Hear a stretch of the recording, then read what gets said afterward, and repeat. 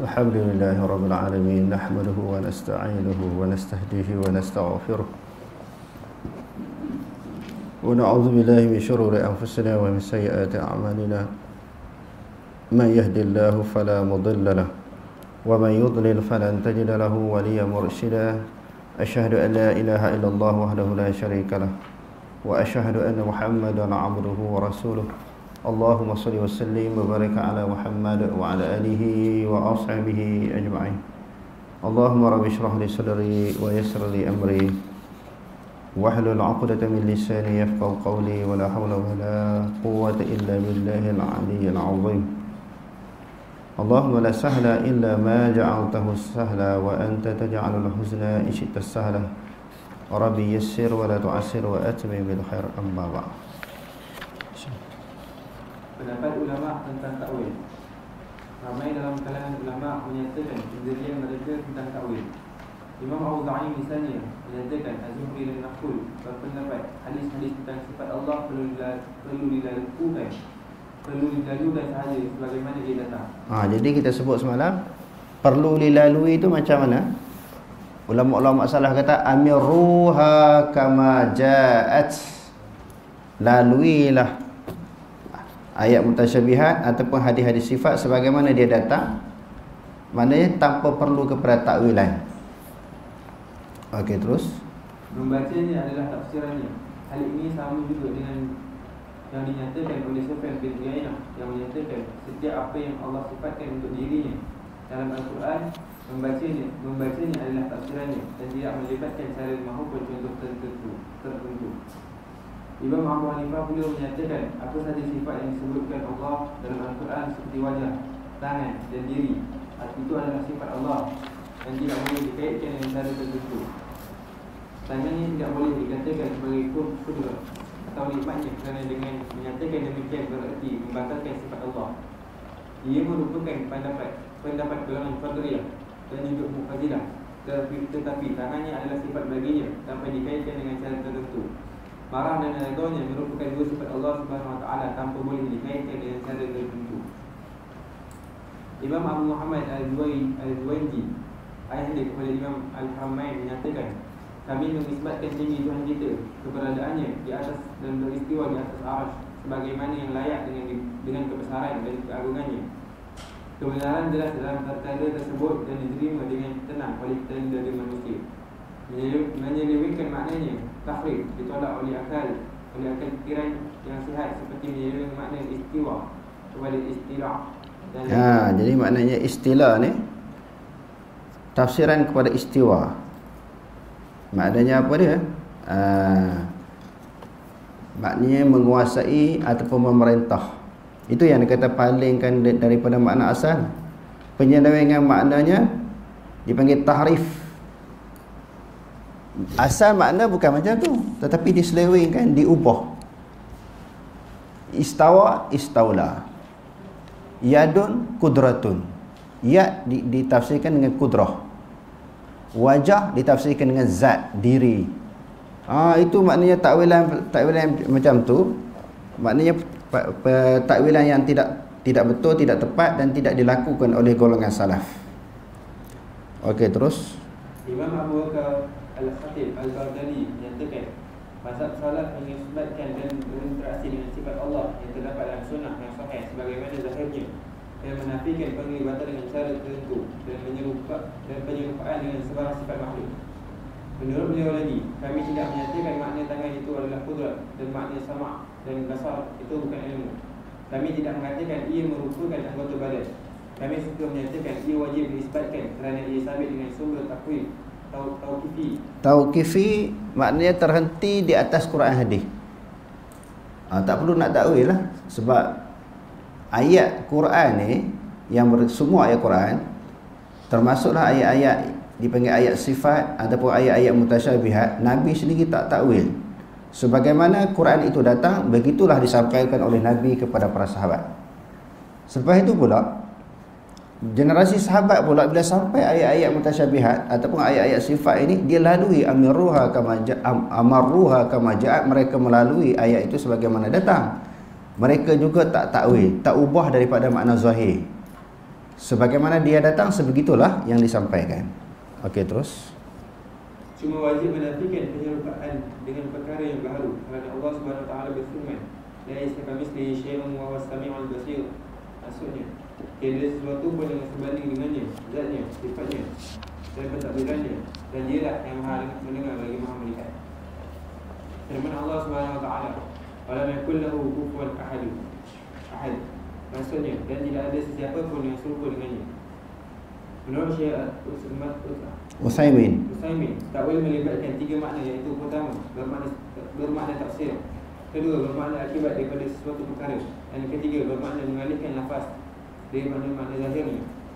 Takwil dengan makna yang ketiga, iaitu mengalihkan lafaz daripada makna zahirnya. Ada yang terpuji dan ada yang keji. Jika terdapat dalil yang menyokongnya, ia adalah terpuji, dan jika tidak ada dalil yang menyokongnya, ia adalah keji. Ia termasuk ke dalam bab tahrif, menyelewengkan lafaz daripada maknanya yang sebenar, dan bukan takwil. Misalnya ayat 5 surah Taha menjelaskan Allah Subhanahu Wa Taala beristiwa di atas arasy. Zahir lafaz menunjukkan Allah Subhanahu Wa Taala beristiwa di atas arasy atau bersemayam di atas arasy dan berada tinggi di atasnya. Apabila ada orang menyatakan makna beristiwa di atas arasy itu ialah menguasai arasy, suka dinyatakan kepada beliau, itu adalah takwil. Maknanya tu yang kata tafsir dengan istaula tu bukan maknanya berada di atas arasy.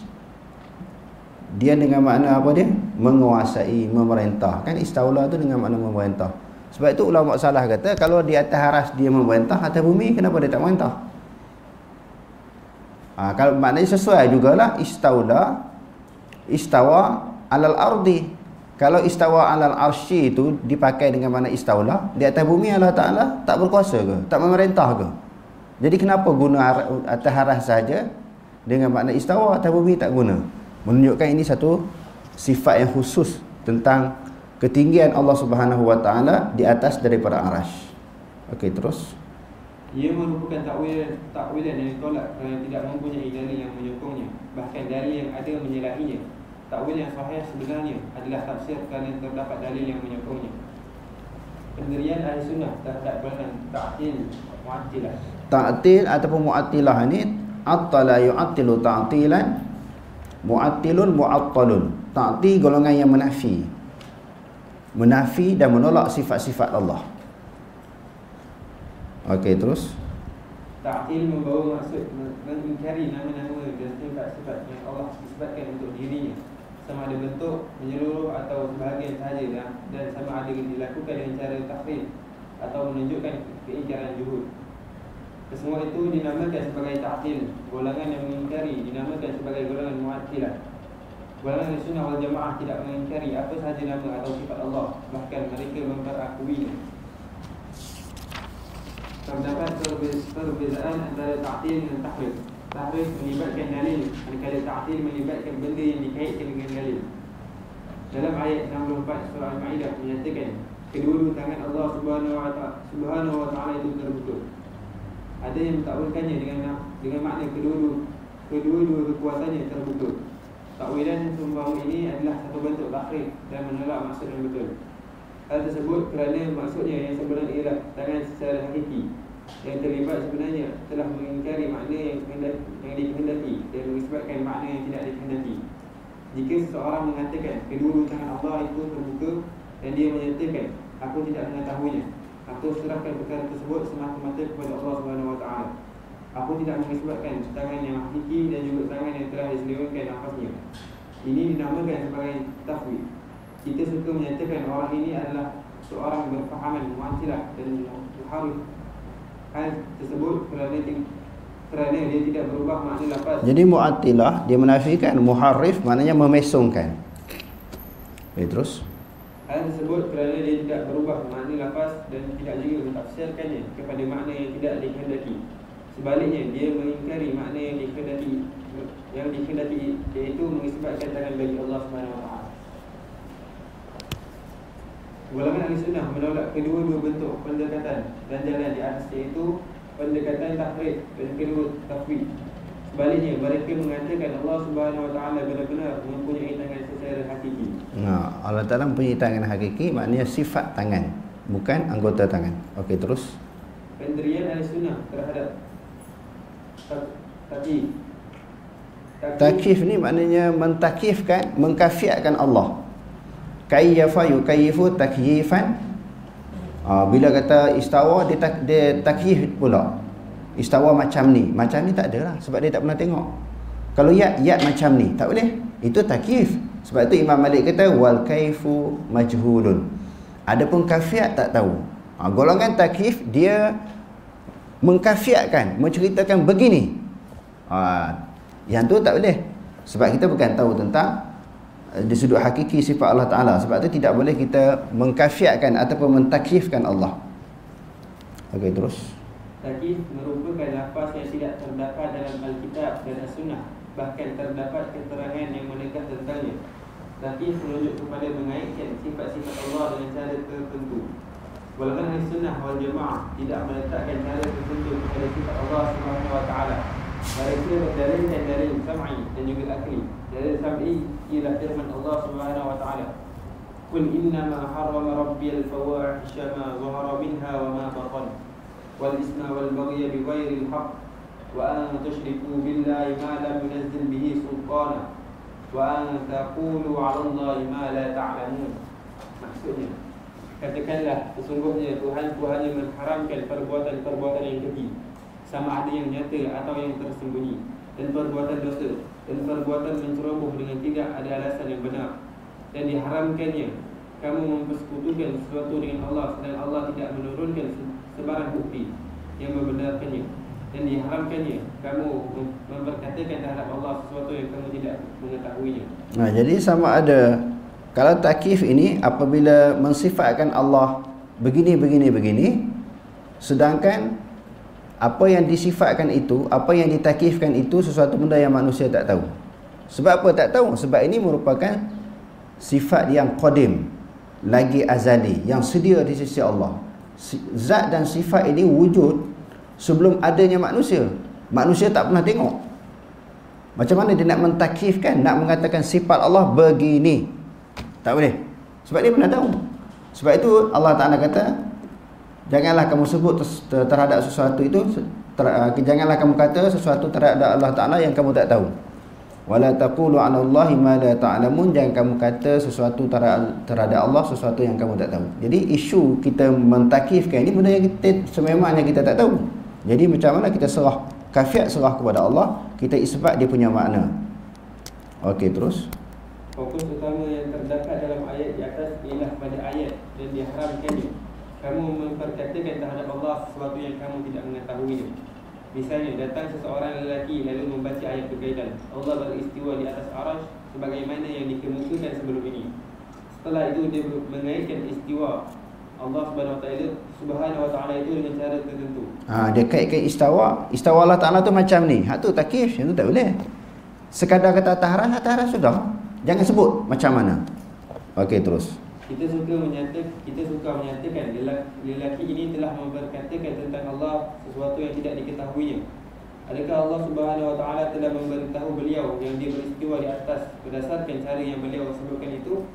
Jawapannya sudah tentu tidak. Kerana Allah Subhanahu wa taala hanya memberitahu kita dia beristiwa di atas arasy dan tidak pula memberitahu bagaimana dia beristiwa di atas arasy itu. Inilah yang dikatakan sebagai takyif dan memperkatakan tentang Allah tanpa berdasarkan ilmu. Oleh kerana itu, sesetengah tokoh salaf berpesan, jika ada seseorang yang berfahaman Jahmiyah mengatakan kepada anda Allah Subhanahu wa taala turun ke langit dunia, bagaimana dia turun? Untuk menjawabnya, katakan Allah Subhanahu wa taala memberitahu dia turun ke langit dunia pada setiap malam dan dia tidak memberitahu bagaimana dia turun. Ini merupakan satu kaedah yang cukup baik dan berfaedah.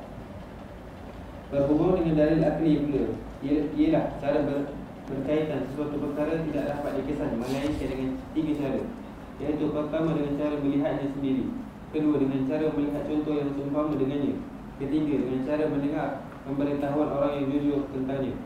Sebahagian ulama menjelaskan ungkapan tidak boleh dikaitkan dengan cara tertentu tidak bermakna kita tidak boleh mengiktikadkan terdapat cara tertentu. Sebaliknya, ia mempunyai cara tertentu tetapi kita tidak tahu tentang cara tersebut. Jadi mungkinlah di sana berlaku juga perbahasan tentang kafiat ni ada ke tak ada. Allah Ta'ala turun tu, kafiat tu ada ke tak ada. Istawa tu, kafiat tu ada ke tak ada. Sebagian ulama kata tak ada kafiat. Kalau kita tengok kenyataan Imam Malik, kafiat ada, tapi kafiat tu tak tahu. Nuzul, kafiat nuzul tu macam mana? Sama ada dia naqlah, perpindahan daripada satu tempat ke satu tempat, yang tu pun tak ada, tak disebut oleh golongan salaf. Ataupun taharruk, pergerakan. Turun tu dengan cara bergerak begini-begini. Dia turun macam mana? Jadi kafiat itu ada tak ada? Jadi golongan salaf tak bahaskan. Kalau ikut pegangan Imam Malik, maknanya wal kaifu majhulun, kafiat itu tidak diketahui, maknanya ada. Tapi kita tak tahu bagaimana kafiat turun. Bagaimana kafiat istawa, tak tahu. Sebab nak tahu mesti daripada jalan syarak, daripada Quran dan hadis. Jadi kalau tak diberitahu daripada Quran dan hadis, maka kita tidak mengetahuinya. Okey, terus. Dengan kata lain, istiwa Allah di atas arasy melibatkan cara tertentu. Tetapi kita sebagai manusia tidak tahu cara tersebut. Begitu juga Allah Subhanahu Wa Taala turun ke langit dunia, juga mempunyai cara tertentu. Cara tu lah kafiat. Ada cara. Ada kafiat tapi tak tahulah sebab tak diberitahu. Okay, terus. Tetapi kita tidak mengetahui cara tersebut. Hal tersebut kerana tidak ada sesuatu yang wujud melainkan dia terlibat dengan cara tertentu. Cara tersebut kadang-kadang diketahui dan kadang-kadang tidak diketahui. Imam Malik pernah ditanya tentang ayat Tuhan Ar-Rahman beristiwa di atas arasy. Bagaimanakah Tuhan Ar-Rahman itu beristiwa? Imam Malik menundukkan kepalanya sehingga beliau berpeluh. Setelah itu beliau mengangkat kepalanya dan menyatakan istiwa itu tidak dijahili, diketahui. Iaitu dari segi maknanya adalah diketahui, tetapi caranya tidak dapat difikirkan dengan akal. Hal tersebut kerana bahasa Arab yang berada di hadapan kita menjelaskan setiap tempat yang terdapat kalimah istawa yang dimuaddikan, Mutaaddikan. Istawa ala, dimutaaddikan dengan kalimah ala, membawa maksud tinggi. Oleh kerana itu Imam Malik menyatakan istiwa tidak dijahili, tapi caranya yang tidak dapat dipikirkan dengan akal, kerana akal memang tidak dapat menangkap cara tersebut. Apabila dalil sam'i dan akli ternafil daripada cara, wajib menahan diri daripada bertanya tentangnya. Beriman dengannya adalah wajib, kerana Allah Subhanahu Wa Taala sendiri yang memberitahu perkara tersebut tentang dirinya. Jadi bertanya tak perlulah. Yang tu Imam Malik kata was-su'alu anhu bid'atun. Tanya tentangnya, tentang istawa dan juga tentang kafiat-kafiat sifat yang lain.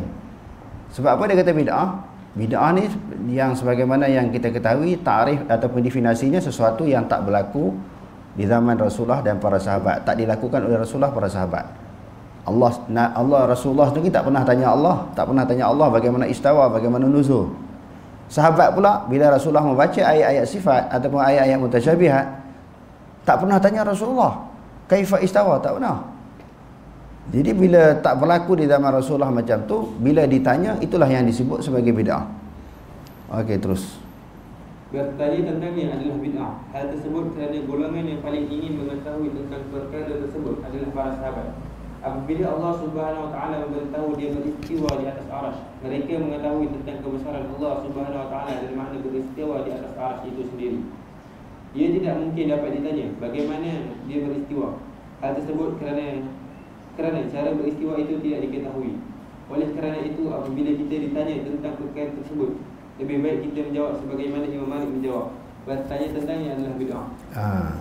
Jadi kita tengok bagaimana murninya, bersih, sucinya hati dan pemikiran para sahabat di dalam beriman kepada Allah. Bila dia terima Allah sebagai Tuhan, jadi apa-apa yang Allah Ta'ala sebut tu tak perlu tanya lah. Macam mana tak perlu dah. Jadi bila ditanya, di situ ada unsur keraguan, kemusykilan. Sebab tu dia nak tanya. Di sudut zahirnya macam tidak menerima apa yang disebut oleh Allah tentang istawa, tentang nuzul. Dia tak terima tentang iyad. Sebab tu dia ada soalan. Kalau orang yang hati bersih, keimanan dia bersih, pemikiran dia bersih, tak ada tanya. Dia terima sahaja. Kerana di dalam bab akidah ini dia suruh percaya. Dia suruh percaya, aminu billah, berimanlah kamu dengan Allah. Apa makna iman? Iman kan percaya. Jadi kalau dok tanya tak percaya. Kalau dok tanya lagi bagaimana menunjukkan dia ada keraguan. Sedangkan zalikal kitabul la raiba fih, yang demikian itu kitab Al-Quran tidak ada ragu. Bila dia tanya tu bukan dia nak faham. Sebab dalam masalah akidah ni dia tak perlu tanya, dia terima. Bukan masalah fiqh ataupun masalah syariat. Jadi bila tanya tu dia buka ruang untuk syaitan. Bila jawab satu, dia tak puas hati, dia tanya soalan yang kedua. Lepas tu jawab lagi, dia akan tanya lagi. Ahli kalam memang panggil macam tu. Ahli kalam buat syiah dia panggil sama aja. Dia tanya, nak bagi puas hati. Akidah ni bukan masalah puas hati, masalah keyakinan, kepercayaan. Maknanya kepercayaan tak begitu mutlak. Hati masih kotor, masih meragui apa yang disampaikan. Yakni apa yang disampaikan oleh Allah dan Rasul masih ada keraguan. Sama ada 50% ke, 70%, 80%, tetapi mesti ada ragu. Kalau dia tak ragu, dia tak akan tanya. Confirm dia terima. Jadi bertanya tentang kafiat itu menunjukkan di sana ada keraguan. Okey, terus. Ucapan Imam Malik di atas merupakan mengacu ukuran dalam menjawab pertanyaan tentang seluruh sifat-sifat Allah Subhanahu Wa Taala yang lain. Misalnya, apabila ada orang bertanya kepada seseorang, Allah Subhanahu Wa Taala itu turun ke langit dunia, bagaimana dia turun ke langit dunia?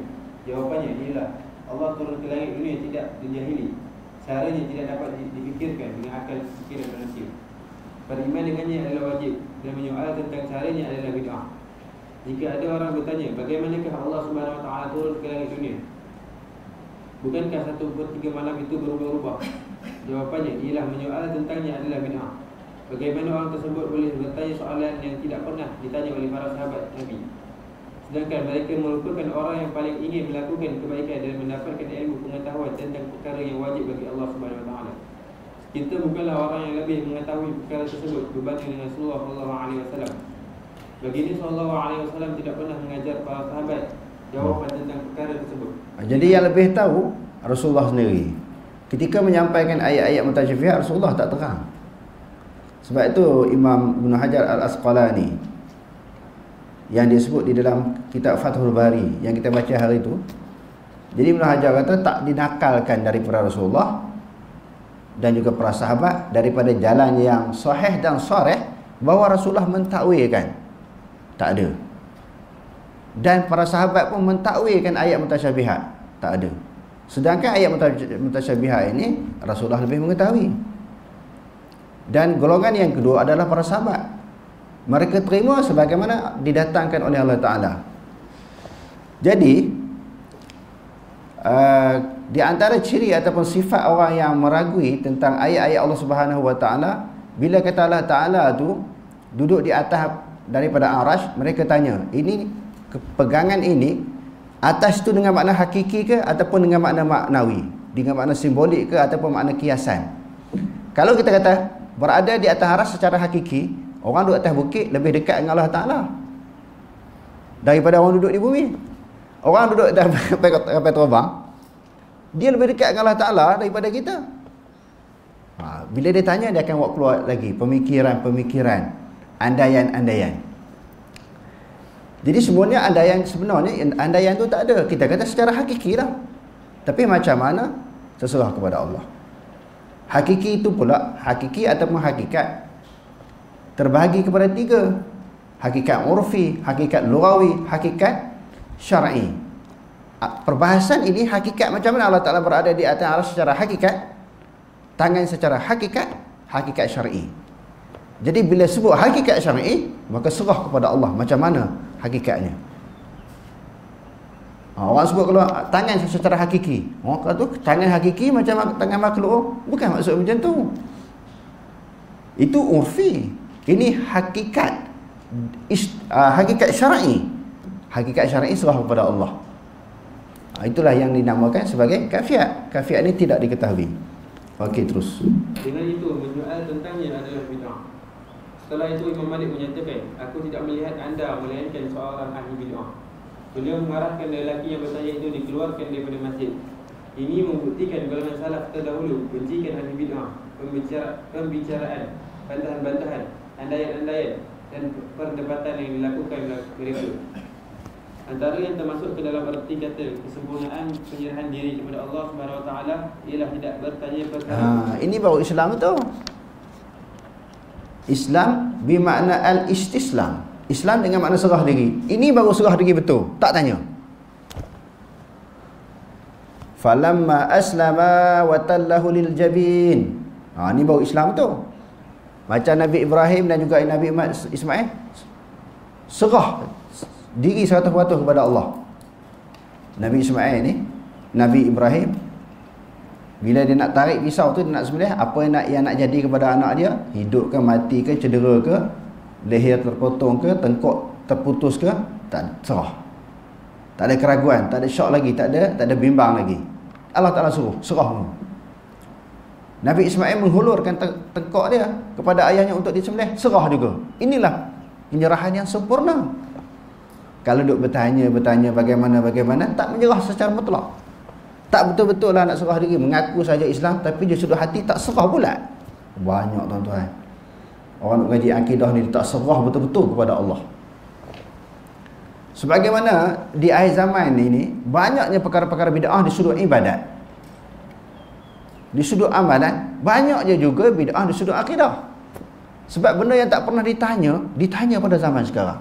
Bukan zaman sekarang je, sebelum ni lagi lah berkembangnya ilmu-ilmu ketika zaman perkembangan ilmu kalam. Jadi bahaya mengaji akidah macam tu. Dia tak serah bulat kepada Allah sebagaimana yang Allah Ta'ala beritahu. Jadi di sana masih lagi ada keraguan, tidak percaya terhadap Al-Quran dan juga hadis-hadis yang menceritakan tentang sifat-sifat Allah. Jadi nak kata beriman betul-betul macam mana di hadapan Allah Ta'ala besok ni? Macam mana nak mengaku beriman masih duk tanya lagi, duk petikai lagi, masih menggunakan logik akal untuk menerima, memahami ayat-ayat mutasyabihat ataupun ayat-ayat sifat. Okey, terus tidak bertanya perkara-perkara yang berkaitan dengan nama-nama dan sifat-sifat Allah SWT yang tidak pernah ditanya oleh para sahabat Rasulullah SAW. Ini kerana jika kita membuka pintu kepada persoalan tersebut, kita akan membuka kepada semua persoalan yang lain.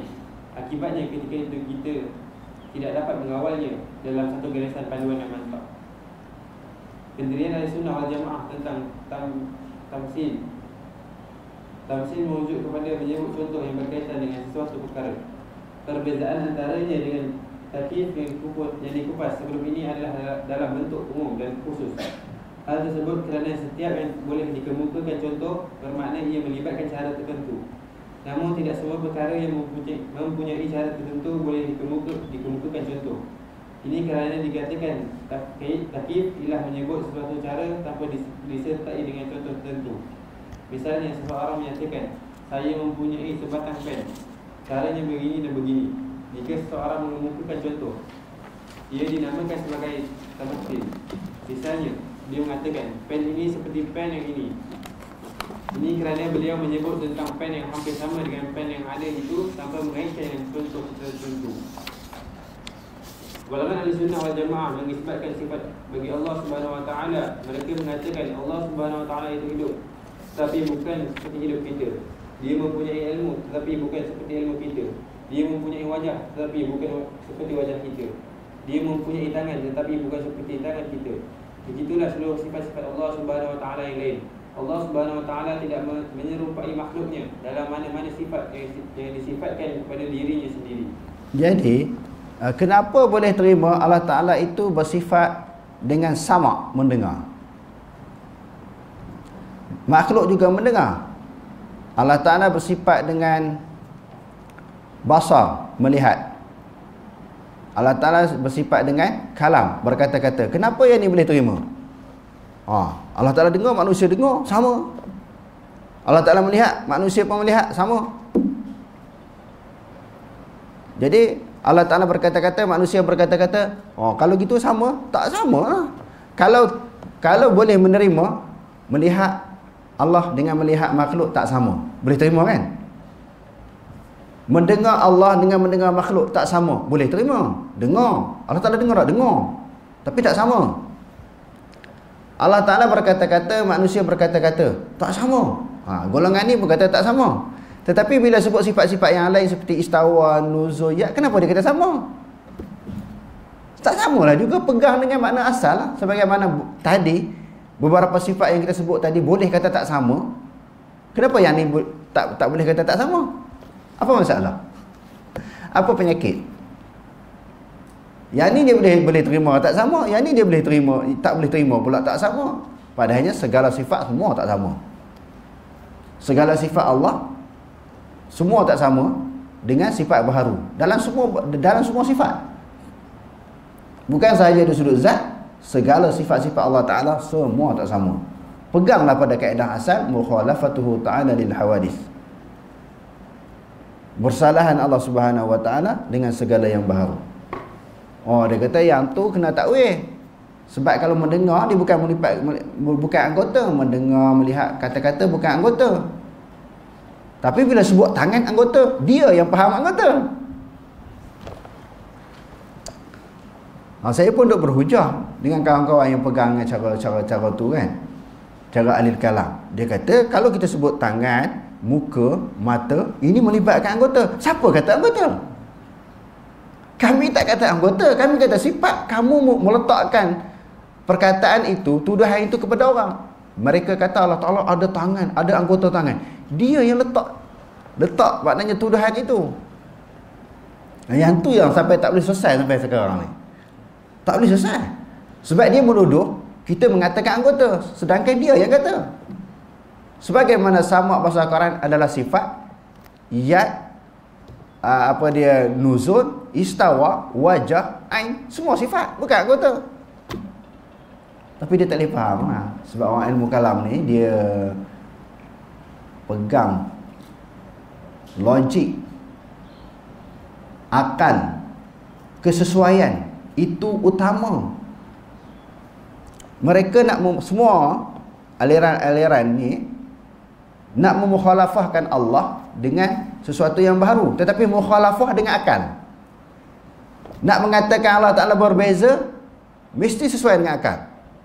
Kalau tak sesuai dengan akal, mukhalafah itu tak betul. Menafikan Allah Ta'ala itu sama dengan sesuatu tak betul selagi mana tak sesuai dengan akal. Itu yang bahaya. Sampai sekarang ni pun tak ada selesai. Ada di kalangan sahabat-sahabat yang mengikuti kuliah saya ni tentang akidah ni dah lama kan. Berapa siri kita buat, berapa puluh lah. Tak ratus pun, berapa puluh lah.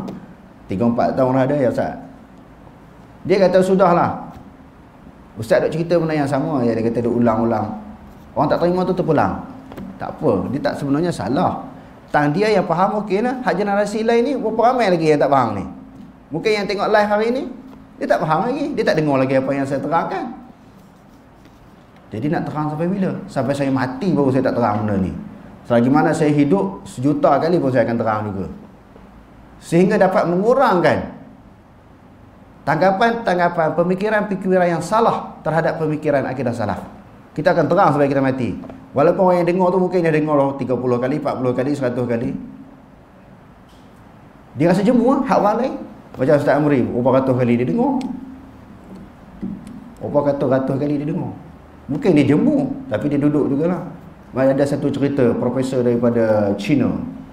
Driver dia ni ikut profesor tu mengajar ceramah 40 tahun.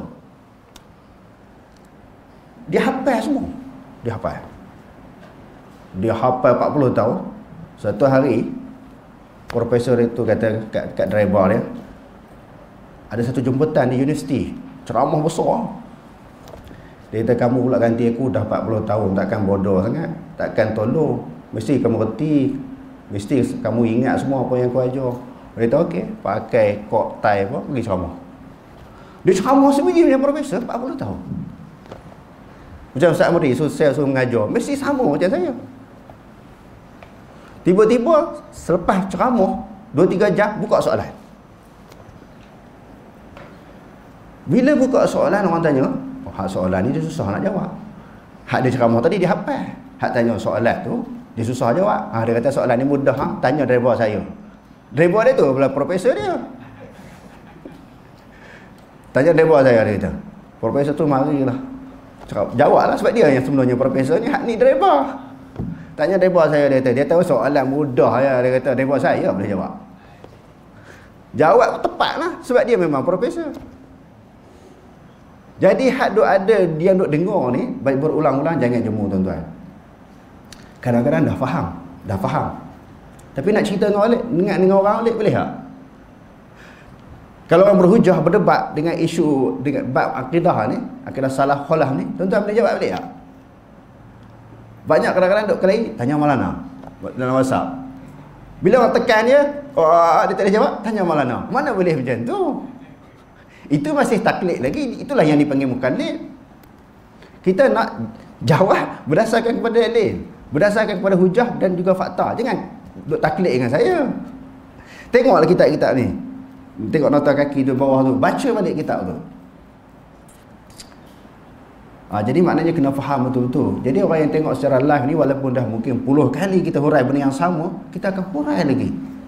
Kita nak mengurangkan kekeliruan, ketidakfahaman terhadap tentang akidah salaf. Yang orang duk kata Wahabi Salafi ini, mereka ini bukan golongan salaf. Mereka telah berpegang dengan akidah apa dia? Akidah Wahabi, dan Wahabi ini mujassimah. Hak duk kata tu tok guru tu. Bukan ustaz biasa, tok guru. Ada seorang individu tok guru, dia pergi ke Mekah. Bila pergi ke Mekah, kalau dulu dia sampai Madinah dulu. Sekarang ni dikatakan buat haji apa dia umrah apa selesai, baru dia pergi Madinah 3 hari. Dulu sampai ke Madinah dulu. Dia dengarlah orang di kaki apa tiang-tiang masjid duk mengajar. Dia kata saya balik pada Mekah, dia kata saya dengar ulama Wahabi mengajar. Dia kata Allah Taala sama dengan baharu, sama dengan makhluk. Allah Taala tu ada tangan, ada mata. Dia yang jahil akidah salah. Dia kata orang sana mentajsimkan Allah. Sebagaimana yang kita hurai, kalau Tok Guru tu ada dalam majlis kita, dia kata saya mujassimah. Saya menjisimkan Allah sebab dia kata anggota, dia faham anggota. Tangan, mata, apa dia wajah. Kita kata ini sifat.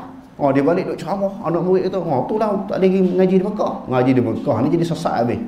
Hak Malaysia lebih dapat petunjuk. Hak Mekah tu semua sesat. Mekah tempat kelahiran Nabi, Madinah Nabi wafat. Hak seorang ulama sana sesat. Hak di Malaysia pula lebih mendapat petunjuk. Pelik tak pelik tuan-tuan? Jadi atas dasar itulah, oleh kerana Tok Guru pun tak faham, hak anak murid Tok Guru lagi tak faham. Atas dasar itulah saya akan terangkan sampai saya mati dalam masalah akidah. Tempat lain nak mengaji hadis ke, bab fiqh ke, apa dia lagi disebut apa dia, terjematul Quran. Ada kelas-kelas kawasan kita ni disebut apa dia, tadabbur Al-Quran. Silakanlah, bagus. Nak mengaji apa-apa ilmu, tapi bab akidah kita akan terang. Tiap berulang-ulang kali. Setiap tahun insya-Allah bulan Ramadan kita akan buat darah akidah. Tempat-tempat lain dia buat darah tafsir, terjemah Al-Quran dan sebagainya. Bagus semua ilmu itu, ilmu-ilmu yang berkaitan dengan agama semuanya bagus. Tapi bab akidah ni saya akan terang sampai bila-bila. Walaupun orang yang dengar ni dah berulang kali dah jemu dah. Sebab di komen-komen tu disebut dia jemu dah ustaz. Seserahlah kepada orang nak terima ke tak nak terima. Padan-padan lah dok. Saya baru berapa tahun, Nabi 13 tahun cerita bab akidah ni. Hak Nabi cerita pun orang tak apa nak percaya. Hak saya cerita lagi orang tak apa nak percaya. Kita terang lagi. Sampai bila? Sampai mati bab akidah ni. Perjuangan saya, perjuangan nak mengatakan Allah Ta'ala atas arash. Sebab tolak Allah Ta'ala atas arash itulah, dia boleh tolak pendapat ahli sunnah wal jamaah. Dia dah masuk pemikiran falsafah. Dia telah berakidahkan akidah ilmu kalam. Itu yang bahaya tu. Yang terpaksa kita kena terang. Kalau Imam Ahmad bin Hanbal sanggup dipenjarakan isu akidah, kena sebat sehingga seluar dia terlondeh, tali yang mengikat seluar dia terputus. Tapi taklah nampak aurat dan tak sempat kelihatan aurat dia, kerana Allah Ta'ala jadikan satu karamah kepada dia. Ada malaikat tarik pula seluar dia tu. sebelum dia terlondeh. Jadi sanggup dipenjarakan. Imam-imam mazhab, ulama-ulama dulu sanggup mati mempertahankan akidah. Ini orang kata jangan terang, dah orang dah jemu. Tak, dia tak peduli. Tak boleh. Benda-benda ni bukan benda masalah mainan. Masalah pegangan, masalah kepercayaan. Yang menyebabkan ada pihak tuduh orang yang kata Allah Ta'ala ada tangan, ada duduk atas arah ni sesat, kafir. Hasil daripada kejahilan dia. Tiba-tiba kita nak slow dalam masalah ini. Tak berani nak ke depan kerana ada halangan-halangan tertentu, tentangan-tentangan yang tertentu daripada pihak-pihak tertentu. Cuma saya nak sebutlah sikit dalam kesempatan ini. Saya dah perhati lama dah di Malaysia ni, golongan yang anti sangat dengan Wahabi, sedangkan golongan Wahabi ni bawa kepada sunnah, kepada amalan Nabi, kepada akidah Nabi dan para sahabat. Berapa orang dah individu yang duk tentang sangat, duk kutuk sangat, caci sangat, serang sangat. Kalau dia ada jawatan, dia tekan. Kita tengok akhirnya Allah Ta'ala bongkarkan kejahatan dia, maksiat yang dia buat. Masyarakat umum tahu. Jumpa di kelab malam bulan puasa, kadang-kadang adalah individu tertentu tu yang bawa ni satu viral lagi. Orang yang kuat cakap tentang Wahabi sesat, tak betul dan sebagainya. Allah Ta'ala bongkar. Kena ingat, sebab orang yang dituduh Wahabi dibawa sunnah Nabi. Yang tu yang kita takut, akhirnya dibongkarkan. Berapa ramai orang buat salah, Allah Ta'ala tutup. Dalam hadis Nabi pun, Nabi sebut Allah Ta'ala bila seseorang yang buat di malam hari dosa maksiat dia, Allah di siang hari kalau dia tak cerita dengan orang, Allah Ta'ala tutup. Kita sendiri berapa banyak maksiat kesalahan yang kita buat, dan kita harap Allah Ta'ala tutuplah di dunia dan juga di akhirat, dan kita bertaubat kepada Allah kalau kita buat dosa dan salah. Individu yang memusuhi golongan sunnah yang mereka tuduh sebagai Wahabi, Allah Ta'ala bongkarkan kesalahan, aib mereka. Tak takut ke tuan-tuan kita duk tuduh orang ni? Duk kata orang sesat, golongan mujassimah. Akhirnya Allah Ta'ala malukan kita sebelum dimalukan di negeri akhirat. Sebab tu kena beringat, berbeza tak apa.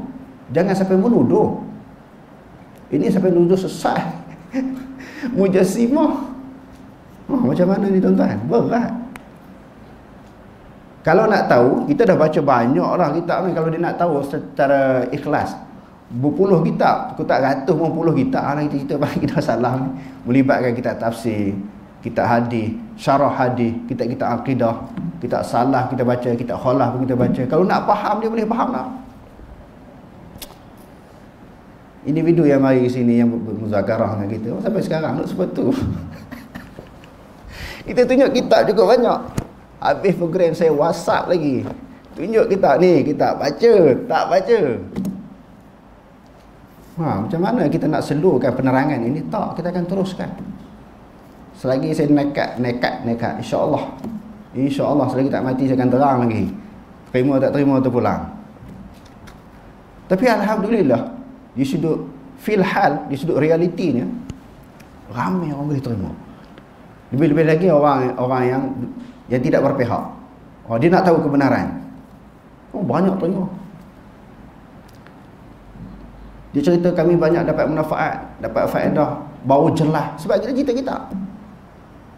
Ni baru sebahagian kita baca ni.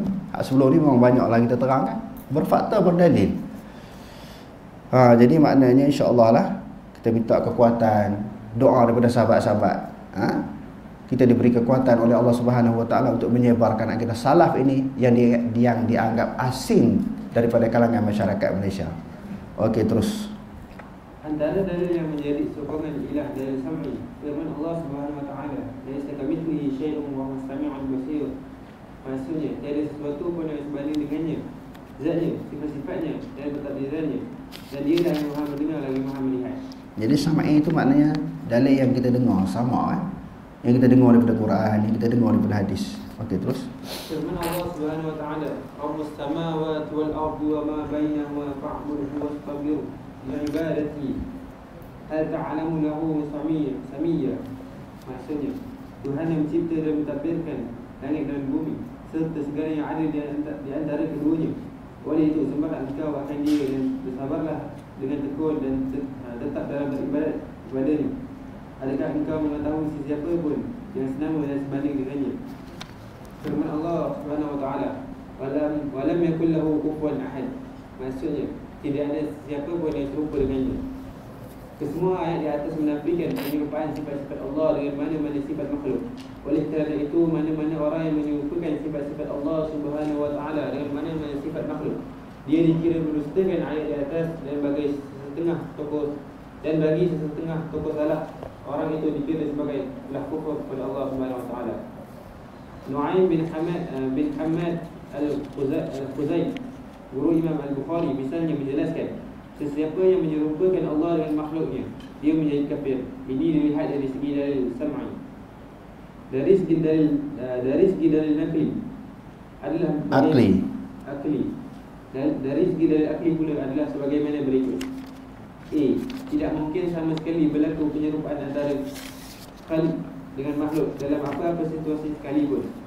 Jika tidak terdapat perbezaan antara kedua-duanya kecuali sekadar kewujudan yang asal, itu sudah dikira mencukupi untuk dikatakan berlaku perbezaan antara kedua-duanya.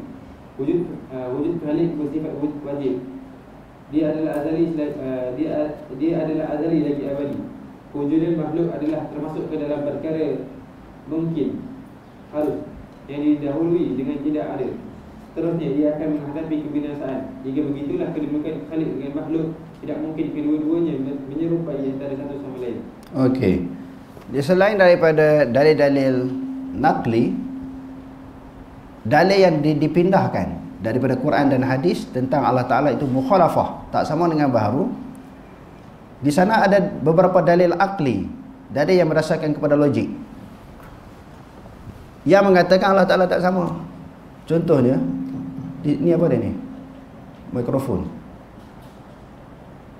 Orang buat kan? Orang cipta. Orang tu sama tak dengan mikrofon? Senang je Tok Guru saya ajar. Kalau tak erti Quran hadis, kita tak ingat, kita tak hafal kan. Pakai akal pun, akal yang waras, dia boleh terima Allah Ta'ala tu tak sama. Meja, orang buat meja, dia ada pencipta dia, ada pembuat ni meja ni. Orang yang buat meja dengan meja sama tak? Tak sama. Jadi Allah Ta'ala buat alam, adakah dia sama dengan alam? Alam tu apa? Masih Allah. Selain daripada Allah, dia alam lah. Alam manusia, jin, haiwan, tumbuhan, malaikat dan sebagainya. Takkan kata sama. Marilah tentang sifat-sifat Allah Ta'ala. Tangan apa dia, nuzul, mata, tak sama lah. Sebab kalau tangan manusia Allah Ta'ala buat, mata manusia Allah Ta'ala buat, wajah Allah Ta'ala manusia buat. Takkanlah wajah Allah dengan makhluk tu sama. Sebab tu dia kata tangan yang selayak dengannya, muka yang selayak dengannya, mata yang selayak dengannya.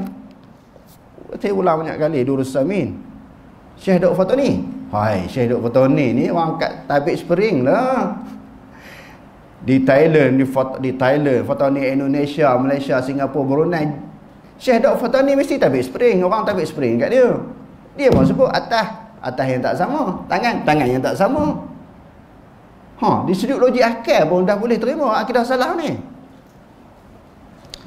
Allah Ta'ala buat alam. Sebahagian daripada alam tu manusia. Sebahagian daripada manusia tu anggota manusia. Anggota tangan, mulut, mata, telinga. Kalau ada sama di sudut perkataan, tetapi hakikat tak sama, disebut oleh Syekh Daud Al-Fatani di dalam Durus Samin. Durus Samin ni sekarang ni banyak tuan-tuan, kitab-kitab Jawi kita yang kita duk mengaji di pondok tu, yang orang duk mengaji di pondok tu ditulis dalam tulisan Rumi. Durus Sami ada, Aqidatul Najin ada, kitab Faridatul Faraid ada, kitab apa lagi tulis dalam Rumi banyak. Muta'am Badrin ada, Sabilal Muhtadi, Kifayatul Muhtadi, tulis dalam Rumi. Bagi orang yang tak boleh Jawi, dia boleh faham. Maknanya wasilah, jalan untuk memahami sesuatu isu, sesuatu masalah bab itu dengan kitab, dengan hujah, dah boleh. Dia boleh cari sendiri. Tak reti bahasa Arab, ada bahasa Melayu. Tak reti Jawi, dia ada bahasa Romi. Cuma degil tak nak ikut, tak nak cari, tak nak mengkaji. Masalah yang paling, penyakit yang paling besar masalahnya bukan penyakit gauk, stroke, cik manis, darah tinggi, penyakit jahil, penyakit malas membaca. Itu di antara penyakit yang merosakkan umat. Orang sakit gauk dia tak jangkit dengan orang. Kecil manis untuk diri dia sendiri ya. Jantung untuk diri dia sendiri ya. sakit jantung, gauk, makan daging fresh sikit, bertongkat, mengesok pergi bilik air, orang kata dia seorang yang sakit. Saya tunjuk sebelah ni bukan mestinya orang belah ni kena penyakit tu. Dia seorang penyakit, dia tidak mempengaruhi orang lain. Tetapi penyakit jahil, sombong ni, dia melibatkan pengaruh orang lain. Kalau dia seorang tok guru, seorang ustaz, dia akan merosakkan pemikiran anak murid dia. Ni penyakit bahaya, penyakit jahil ni. Nak hilang jahil ni mengkaji, membaca. Selagi mana jahil, penyakit jahil tak hilang di dalam masyarakat, selagi itulah kita duduk kelahi, selagi itulah masyarakat tak boleh jadi cerdik. Dia tak cuba nak hilang kejahilan dia. Kalau Allah Ta'ala bagi kecil manis darah tinggi, dia cuba nak menghilangkan. Macam-macam ubat dia makan, rawatan, berbagai-bagai rawatan dia buat. Penyakit jahil ni dia tak rawat. Berat tuan-tuan, dia bawa penyakit jahil ni sampai ke mati, penyakit jahil ni kekal. Kalau tak dihilangkan, jadi berat. Dia akan merosakkan umat, akan memundurkan umat Islam. Rosak dan mundur umat Islam. Sebab tu jahil ni yang bagi lekat dalam diri kita. Allah Subhanahu Wa Ta'ala, tuan-tuan, manusia yang pertama siapa dia Allah Ta'ala bagi jadi? Allah Ta'ala jadi Adam. Allah Ta'ala bagi ilmu. Wa 'allama Adam al-asma'a kullaha summa 'aradahum 'ala al-malaikah. Dia bagi ajar, bagi ilmu. Sebab tu kata ilmu ni penting. Makhluk pertama, manusia yang pertama Nabi Adam. Allah Ta'ala bagi ilmu. Nabi Muhammad sallallahu alaihi wasallam, nabi yang terakhir. Ayat pertama cerita apa? Iqra bismi rabbikal ladzi khalaq. Bacalah dengan nama Tuhan kamu yang menjadikan kamu. Maknanya suruh baca. Baca wasilah perantaraan untuk dapat ilmu. Duk jadi jahil juga sebab apa? Sebab tak baca. Ataupun baca kitab-kitab yang sealiran dengan kita. Kitab yang alirannya orang lain pegang, kita tak baca. Jadi jahil juga. Jadi penyakit yang bahaya bawa balik ke rumah hari ni. Lepas buka terawih, bawa balik rumah sambil madu kereta. Penyakit apa bahaya? Cimanih, darah tinggi, gauk, stroke tak bahaya. Penyakit jahil. Hak tu paling bahaya. Balik ni kena membaca, mengkaji. Barulah insya-Allah jahil itu dia akan hilang sikit demi sedikit. Jahil itu dia akan hilang sikit demi sedikit. Jadi bila jahil itu hilang, masuklah sifat-sifat ilmu di dalam diri kita. Okey, terus. Terdapat perbezaan besar antara khalik dan makhluk dari segi sifat dan juga perbuatan. Contohnya, mendengar terdapat perbezaan yang besar antara khalik dan makhluk. Khalik mendengar segala perkara termasuk yang disembunyi dan juga yang jauh. Namun pendengaran makhluk terbatas. Aisyah radhiyallahu anha pernah menyatakan, segala puji bagi Allah yang mana pendengarannya merangkumi segala suara. Allah Subhanahu Wa Taala mendengar segala sesuatu daripada atas arahnya. Apa yang dilakukan oleh para makhluk ini, sehubungan dengan itu adalah benar kata-kata Allah Subhanahu Wa Taala Maha mendengar, tetapi pendengarannya tidak sama dengan pendengaran kita. Allah Subhanahu Wa Taala berpisah daripada makhluknya dengan zatnya. Firman Allah Subhanahu Wa Taala, wasi'a kursiyyus samawati wal ardh wa la ya'uduhu hifdhuhuma wa huwal 'aliyyul 'azim. Luasnya kursi Allah, ilmunya dan kekuasaannya meliputi langit dan bumi, dan tiadalah menjadi keberatan kepada Allah menjaga serta memelihara keduanya. Dan dialah yang maha tinggi darjat kemuliaannya, lagi maha besar kekuasaannya. Tidak mungkin makhluk mempunyai sifat seperti mana di atas. Apabila Allah Subhanahu Wa Taala itu berbeza dan berpisah daripada makhluknya, ini bermakna sifat Allah Subhanahu Wa Taala juga berbeza dengan sifat makhluk, kerana sifat merupakan ikutan kepada zat. Zat Allah Ta'ala ni dia berpisah dengan makhluk, berpisah dengan manusia, berpisah dengan alam, berpisah dengan arash. Tak duduk sekali.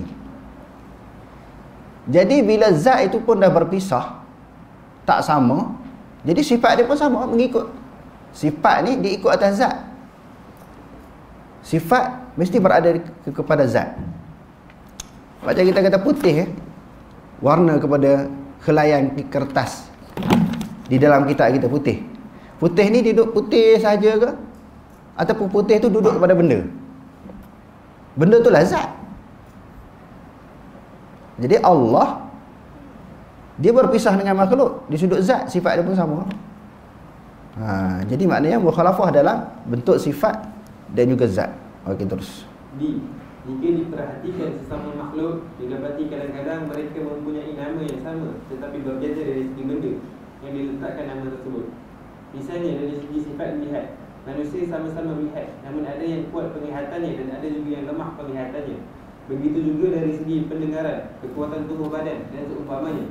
Sehubungan dengan itu, tidak boleh mengatakan tanganku sama dengan tangan unta, meskipun sama-sama memiliki tangan. Mereka kedua-dua hakikat tangan itu berbeza. Bila sebut tangan, sama-sama makhluk pun tak sama. Sama-sama makhluk pun, tangan makhluk sama tak? Tangan manusia dengan tangan beruk sama? Dengan tangan kera sama je? Tak sama. Muka manusia dengan muka beruk. Saya nak kena belasah dengan orang Thailand dalam isu, saya debat mengaji tahfiz di Anwar. Dia mengaji tahfiz, saya dah mengaji kitab di Anwarul Quran Karachi. Duk muzakarah dengan dia lah, dia dari berpondok. Saya pun pondok juga. Bila saya dah mengaji akidah salah ni, duk ceritalah muzakarah dengan dia tentang akidah salah. Dia kata abang, kalau abang kata Allah Ta'ala ada tangan, sama dia kata. Oh tak sama. Abang kata Allah Ta'ala ada muka, sama dia kata dengan makhluk. Oh jadi saya tanya dia, jadi amo nak tanya demo lah. Demo ada tangan tak? Ada. Beruk ada tangan tak? Ada. Sama tangan demo dengan tangan beruk. Demo ada muka tak? Ada, dia kata. Beruk ada muka tak? Sama muka demo dengan muka beruk. Maksud tu dia pandai. Sama lah muka demo dengan muka beruk. Oh tak sama, dia kata. Kalau sama-sama makhluk pun tak sama, takkan kita sama dengan Khalik? Oh dia pandai nak marah. Saya kata muzakarah bukan nak bertumbuk. Dia jadi emosi, tak boleh saya kata muka dia sama dengan muka beruk, dia pandai. Sebab tu dalam ilmu ni kita kena selalu debat, baru kita tahu pegangan kita ni mantap tak mantap, kukuh tak kukuh. Kadang-kadang kita berdebat dengan orang ni, kita goyang. Saya dalam kelas mengaji dulu hari-hari debat dengan Maulana pun saya debat. Tapi bila kita debat, ada benda-benda yang kita goyang. Maknanya pegangan kita tak kemah. Dalam isu yang lain, mengaji hadis bab Aimani. Masa tu saya kelas 7. Kelas 7 ni mengaji Mishkat Masabih. Ada seorang guru saya yang mengajar Mishkat Masabih tu. Dalam ramai-ramai tu saya seorang mazhab Syafi'i. Dia kata Syafi'i kan nazdik mani tu pak hai. Dia kata air mani di sisi mazhab Syafi'i suci. Waktu dia buka cerita lah, ada zaman dulu orang ulama Hanafi ni nak kena ulama Syafi'i, ambil air mani satu baldi. Kau dah suci, boleh ambil sembahyang. Dah air mani tu suci tak najis, boleh ambil sembahyang. Dia kata ulama Hanafi ni bawa mari satu baldi air mani, suruh ulama yang berpegang pada mazhab Syafi'i itu berwuduk dengan air mani. Saya kata, siapa nak bagi? Ambil air mani siapa? Siapa nak bagi air mani sampai satu baldi? Bila saya tanya tu, riwayat ni ambil di mana? Dalam kitab ni dia tak boleh jawab. So dia pun dengar daripada guru dia. Air mani bukan air mani gajah, kuda ke? Air mani orang. Yang pertama, sampai satu baldi tu. Yang kedua, siapa nak bagi? Ada nilai air mani. Jadi doktor, peguam, syarah ulama, hafiz Quran, bukan nak boleh buang dalam baldi kot. Dan jadi saya tanya hujah-hujah macam tu, dia tak boleh jawab. Akhirnya dia tak marah, dia ketawa. Sebab dia pun jenis debat. Hari yang kedua dia tanya, Kiu tu mani naik kata kenapa kamu tak makan, tak minum air mani, dah bersih? Dah bersih Cik. Sebelum tu dia kata, kenapa tak berwuduk dengan air mani? Hari yang berikutnya, kenapa kamu tak makan? Saya kata, apkan samne lakri depan kamu ada meja, ada kayu. Yi bipak bersih meja ni, bersih. Ap kiu ni kata kenapa kamu tak makan meja? Kalau dah dia bersih, tak semestinya benda yang bersih kita boleh makan. Batu bersih, kayu bersih, kita boleh makan ke? Tayar kereta kalau tak kena najis, kita boleh bersih kan? Boleh makan tak? Oh itu tu Marazihin Buhut Nazdi, bagus-bagus, pandai cerdik budak ni. Bukan cerdik, tapi kita tengok tu tak logik. Jadi kalau guru tak betul, kita kena sanggah. Tak boleh ikut dia sampai ke mati, tak boleh. Tak betul, kita kena sanggah. Sebab tu dalam pengajian kita kena debat. Saya duduk mengajar ni, orang boleh debat. Cara live pun orang nak tanya boleh. Hak duk hadir hari ni pun boleh tanya. Kita tak boleh jawab, kita angkat tangan, lepas tu kita baca balik. Jadi kalau tidak didebatkan, benda tu salah. Dia jadi bermanyang air salah. Kita pegang benda yang salah. Sebab apa? Kita tak pernah didebatkan masalah yang apa yang kita pegang. Akidah ni dia kena debat. Qul hatu burhanakum in kuntum shadiqin. Datangkanlah dalil kamu sekiranya kamu orang-orang yang benar. Oh, jadi kalau kita mungkin hadut sekarang ni, hadut pegang ni, Tok Guru dia pernah cakap macam tu. Dia pun ada setengah orang mengaji, kata-kata Tok Guru ni setara dengan Quran hadis. Kata-kata ustaz, kata-kata Tok Guru ni setara dengan Quran hadis, mana boleh pegang? Ha tu, Tok Guru dia salah, dia pun pegang salah. Jadi kita tak nak pegang benda yang salah. Kita tak nak pegang benda yang salah. Sebab tu saya mengaji dulu, alim macam mana pun, Maulana kan, Maulana kan, dia hafiz Quran, mufti lagi, saya dapat. Dia pun orang Pakistan ni hebat. Dia tak marah, orang berdebat-debat memang digalakkan. Tetapi kita yang tak ada dalil, kena makan dengan dia. Adalah beberapa isu yang kita boleh makan dia. Banyak dia makan kita. Jadi bila debat tu kita nampak di mana kelemahan dan kekurangannya, menyebabkan kita terpaksa mengkaji, terpaksa kita buat apa dia, analisa, banyak membaca. Sebab apa? Nak tahu ketepatan apa yang kita nak pegang. Jadi banyak orang pegang, tapi benda pegang tu tak tepat. Kadang-kadang boleh jadi salah apa yang dia pegang. Salah. Sebab tu di dalam pengajian dia kena selalu debat, kena muzakarah, kena bincang untuk memegang sesuatu yang pasti yang berdasarkan kepada dalil.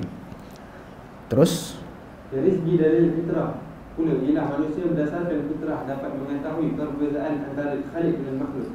Jika tidak kerana fitrah ini, sudah tentu manusia tidak menyeru nama Tuhan. Okey, selain daripada dalil nakli, dalil akli, yang ketiganya fitrah. Fitrah manusia kan adalah fitrah menerima kebenaran Tuhan. Jadi fitrah manusia tak boleh terima kalau Allah Ta'ala tu sama. Selain daripada akal, fitrah manusia tak boleh terima ya Allah Ta'ala tu sama dengan makhluk. Jadi ini di antara 3 perkara yang penting yang nak menceritakan tentang mukhalafahnya Allah dengan makhluk ataupun sesuatu yang baru. Mukhalafah di sudut dalil nakli, Quran dan hadis. Yang keduanya mukhalafah di sudut dalil akli, dalil akal, dalil logik, Allah Ta'ala tu tak sama. Yang ketiganya di sudut fitrah manusia, bahawa menunjukkan fitrah manusia tak boleh terima bahawa Allah Subhanahu Wa Ta'ala itu sama dengan makhluk. Wallahu a'lam. Aqulu qawli hadza wa astaghfirullah al-azim li wa lakum. Wassalamu alaikum warahmatullahi taala wabarakatuh.